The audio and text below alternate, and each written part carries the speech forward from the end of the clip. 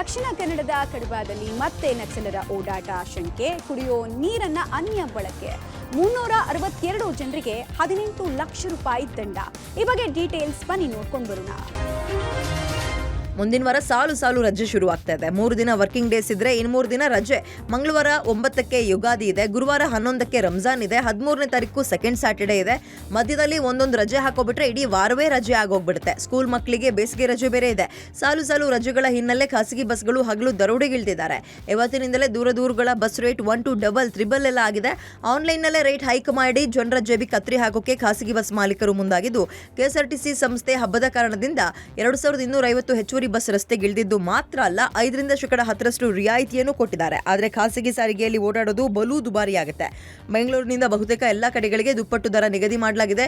AC, Volvo, multi axle ticket ದರ ಸಾಮಾನ್ಯ ದರಕ್ಕಿಂತ 3 ಪಟ್ಟು ಹೆಚ್ಚಾಗಿದೆ. ಈ ಹಗಲು ದರೋಡೆಗೆ ಬ್ರೇಕ್ ಹಾಕದೇ ಇರೋದು ಜನರ ಕೆಂಗಣ್ಣಿ ಗುರಿಯಾಗಿದ್ದು, ಸರ್ಕಾರ ಮಾತ್ರ ಯಾವ ಕ್ರಮಕ್ಕೆ ಮುಂದಾಗದೇ ಇರೋದು ಇದಕ್ಕೂ ನಮಗೂ ಸಂಬಂಧವೇ ಇಲ್ಲ ಅಂತ ಲೋಕಸಭಾ ಎಲೆಕ್ಷನ್ ಪ್ರಚಾರದ ಬಗ್ಗೆ ತಲೆ ಕೆಡಿಸಿಕೊಂಡಂಗೆ ಕಾಣಿಸ್ತಾ ಇದೆ. ವಿಜಯಪುರ ಜಿಲ್ಲೆಯ ಇಂಡಿ ತಾಲೂಕಿನ ಲಚ್ಯಾಣದಲ್ಲಿ ಕೊಳವೆ ಬಾವಿಗೆ ಬಿದ್ದಿದ್ದ 2 ವರ್ಷದ ಬಾಲಕ ಸಾತ್ವಿಕ್ ಆರೋಗ್ಯದಲ್ಲಿ ಮತ್ತಷ್ಟು ಚೇತರಿಕೆ ಕಂಡಿದೆ. ಸಾತ್ವಿಕ್ ಆಸ್ಪತ್ರೆಯಲ್ಲಿ ಲವಲವಿಕೆಯಿಂದ ಇರೋ ದೃಶ್ಯ ವೈರಲ್ ಆಗ್ತಾ ಇದ್ದು, ಸಾತ್ವಿಕ್ ಘಟನೆ ಬಳಿಕ ಕರ್ನಾಟಕ ರಾಜ್ಯ ಮಕ್ಕಳ ಹಕ್ಕುಗಳ ರಕ್ಷಣಾ ಆಯೋಗ ಸುಮೋಟೋ ಕೇಸ್ ದಾಖಲಿಸಿಕೊಳ್ಳೋಕೆ ಮುಂದಾಗಿದೆ. ಇದರಲ್ಲಿ ಕೃಷಿ ಇಲಾಖೆ, ಬೋರ್ವೆಲ್ ಸಂಸ್ಥೆಯವರ ನಿರ್ಲಕ್ಷ್ಯ ಕಾಣ್ತಾ ಇದ್ದು, ಬೋರ್ವೆಲ್ ಕೊರೆದು ಫೇಲ್ಯೂರ್ ಆದ್ಮೇಲೆ ಇದನ್ನ ಮುಚ್ಚಬೇಕು. ಫೇಲ್ಯೂರ್ ಆಯಿತು ಅಂತ ಕೊರೆದ ಕೊಳವೆ ಬಾವಿಯನ್ನ ಮುಚ್ಚದೇ ಇರಬಾರ್ದು. ಜೊತೆಗೆ ಕೃಷಿ ಇಲಾಖೆ ಅವರು ಇಂತಹ ಪ್ರಕರಣಗಳ ಮರುಕಳಿಸದಂತೆ ಈಗಿರೋ ನಿಯಮಗಳನ್ನ ಕಟ್ಟುನಿಟ್ಟಾಗಿ ಪಾಲನೆ ಮಾಡಬೇಕು ಅಂತ ಆಗ್ರಹಿಸಿ ಸುಮೋಟೋ ಕೇಸನ್ನು ದಾಖಲಿಸಿಕೊಂಡು ತನಿಖೆಯನ್ನ ಮಾಡ್ತೀವಿ ಅಂದಿದ್ದಾರೆ. ಯಾರ್ಯಾರು ಬೋರ್ವೆಲ್ಲು ಕೊರೆದಂತಹ ಸಂಸ್ಥೆಗಳಿದ್ದಾವೆ, ಡ್ರಿಲ್ ಮಾಡಿದಂತಹ ಮೆಷಿನ್ ಅವರು ಅಥವಾ ಯಾರು ಡ್ರಿಲ್ ಮಾಡಿಸ್ತಕ್ಕಂಥ ಲ್ಯಾಂಡ್ ಓನರ್ಸ್, ಇವರಿಬ್ಬರದ್ದು ಕೂಡ ಜವಾಬ್ದಾರಿ ಇದೆ. ಯಾರ್ಯಾರು ಈ ಥರ ಬೋರ್ವೆಲ್ಲಲ್ಲಿ ನೀರು ಬರದೇ ಹೋಗಲಿ, ಕೆಲವು ಸಲ ಬೋರ್ವೆಲ್ಲಲ್ಲಿ ನೀರು ಬರಲ್ಲ ಅಂಥೇಳಿ ನೆಗ್ಲೆಕ್ಟ್ ಮಾಡಿ ಓನರು ನೆಗ್ಲೆಕ್ಟ್ ಮಾಡ್ತಾರೆ, ಕೊರೆದವರು ಕೂಡ ದುಡ್ಡಿಸ್ಕೊಂಡು ವಾಪಸ್ ಹೊರಟೋಗ್ತಾರೆ. ಈಗ ನಾವು ಆಯೋಗ ಕೂಡ ಅದನ್ನು ನಾವು ಯಾರ್ಯಾರು ಈ ಬೋರ್ವೆಲ್ ಇಟ್ಟಿರ್ತಕ್ಕಂಥ ಕಂಪ್ನಿಗಳಿಗೆ ನಾವೊಂದು ನೋಟಿಸ್ ಕೂಡ ಪ್ರಿಪೇರ್ ಮಾಡ್ತಾ ಇದ್ದೀವಿ. ಲೋಕಸಭೆ ಚುನಾವಣೆ ಹೊತ್ತಲ್ಲೇ ಪಶ್ಚಿಮ ಘಟ್ಟ ಭಾಗದಲ್ಲಿ ನಕ್ಸಲ್ ಚಲನವಲನ ಹೆಚ್ಚಾಗಿದೆ. ದಕ್ಷಿಣ ಕನ್ನಡ ಜಿಲ್ಲೆಯ ಕಡಬ ತಾಲೂಕಿನ ಕೊಂಬಾರು ಗ್ರಾಮದ ಚೆರುವಿನಲ್ಲಿ ಮತ್ತೆ ನಕ್ಸಲರ ತಂಡ ಬಂದಿರುವಂತಹ ಶಂಕೆ ವ್ಯಕ್ತವಾಗಿದೆ. ತಡರಾತ್ರಿ 6 ಮಂದಿ ನಕ್ಸಲರ ತಂಡ ಚೆರುವಿನ ಮನೆಗೆ ಭೇಟಿ ಕೊಟ್ಟು ಮನೆಯಲ್ಲಿ ಊಟ ಮಾಡಿ ದಿನಸಿ ಸಾಮಗ್ರಿಗಳನ್ನ ಪಡೆದಿದೆ ಎನ್ನಲಾಗ್ತಾ ಇದೆ. ಸುಮಾರು 2 ಗಂಟೆಗಳ ಕಾಲ ಮನೆಯಲ್ಲೇ ಇದ್ದ ಮಾಹಿತಿ ಇದ್ದು, ಮೋಸ್ಟ್ ವಾಂಟೆಡ್ ವಿಕ್ರಮ್ ಗೌಡ, ಲತಾ ಮುಂಡಗಾರು ಇದ್ದ ತಂಡ ಎಂಬ ಅನುಮಾನ ಇದೆ. ನಕ್ಸಲರ ಭೇಟಿ ಬಗ್ಗೆ ತಿಳಿತಾ ಇದ್ದ ಹಾಗೆ ಎಎನ್ಎಫ್ ತಂಡ ಅಲ್ಲಿಗೆ ಭೇಟಿ ಕೊಟ್ಟು ಮಾಹಿತಿಯನ್ನ ಸಂಗ್ರಹಿಸೋ ಕೆಲಸ ಮಾಡಿದೆ. ವಾರದ ಹಿಂದೆ ಸುಬ್ರಹ್ಮಣ್ಯದ ಐನೆಕಿದು ಬಳಿ ನಕ್ಸಲರು ಪತ್ತೆಯಾಗಿದ್ರು.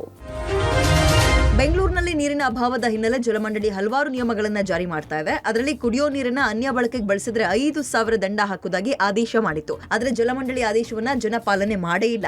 ನಿಯಮ ಉಲ್ಲಂಘನೆ ಮಾಡಿದ 362 ಜನರಿಗೆ 18 ಲಕ್ಷ ರೂಪಾಯಿ ದಂಡ ವಿಧಿಸಿ ಜಲಮಂಡಳಿ ಆದೇಶ ಪಾಲನೆ ಮಾಡದೇ ಇದ್ದವರಿಗೆ ಬಿಸಿ ಮುಟ್ಟಿಸಿದೆ. ಇನ್ನು ಬೆಂಗಳೂರಿನಲ್ಲಿ ದಕ್ಷಿಣ ವಲಯ, ಪೂರ್ವ ವಲಯ ಮತ್ತು ಪಶ್ಚಿಮ ವಲಯದ ನಿವಾಸಿಗಳೇ ಹೆಚ್ಚು ರೂಲ್ಸ್ ಉಲ್ಲಂಘಿಸಿರುವುದು ಕಂಡು ಬಂದಿದೆ. 362 ಕೇಸ್ಗಳು ಫೈಲ್ ಆಗಿದೆ. ಈ ವಾರ ಅಪ್ಡೇಟ್ ಮಾಡ್ತೀವಿ. ಟೋಟಲ್ 362 ಕೇಸಸ್ಗೆ ಪೆನಾಲ್ಟಿ ಹಾಕಿದ್ದೇವೆ. ಹತ್ತಿರ ಒಂದು 15 ಲಕ್ಷವರೆಗೆ 16 ಲಕ್ಷ ರೂಪಾಯಿ ಕಲೆಕ್ಟ್ ಆಗಿದೆ. ಎಲ್ಲ ಝೋನ್ಲಿ ವ್ಯಾಪಕವಾಗಿದೆ.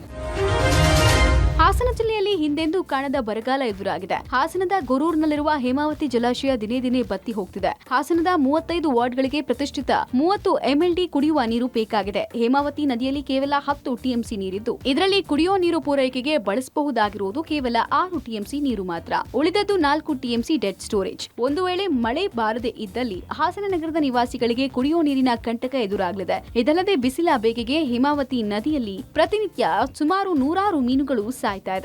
ಈ ಮಧ್ಯೆ ಬರಗಾಲದಲ್ಲೂ ಘಟಪ್ರಭಾ ನದಿ ಭರಪೂರ ತುಂಬಿದೆ. ಬೆಳಗಾವಿಯ ಮೂಡಲಗಿ, ಸುನಧೋಳಿ ಮಧ್ಯ ಇರುವಂತಹ ಬ್ರಿಡ್ಜ್ ಕಮ್ ಬ್ಯಾರೇಜ್ ಗೇಟ್ ತೆರೆಯದೆ ಅಧಿಕಾರಿಗಳು ನಿರ್ಲಕ್ಷ್ಯ ವಹಿಸಿದ್ದಕ್ಕೆ ಬ್ರಿಡ್ಜ್ ಕಮ್ ಬ್ಯಾರೇಜ್ ಜಲಾವೃತಗೊಂಡು ಅಧ್ವಾನವಾಗಿದೆ. ಇದರಿಂದ ಸೇತುವೆ ಮೇಲಿಂದ ನೀರು ಹರಿದು ಸೇತುವೆ ದಾಟೋದಕ್ಕೆ ಜನರು ಸರ್ಕಸ್ ಅನ್ನ ಮಾಡಿದ್ದಾರೆ. ಸೇತುವೆ ಜಲಾವೃತ ಆಗಿದ್ದಕ್ಕೆ 3 ದಿನ ಸಂಚಾರವನ್ನ ತಹಶೀಲ್ದಾರ್ ನಿಷೇಧಿಸಿದ್ದಾರೆ.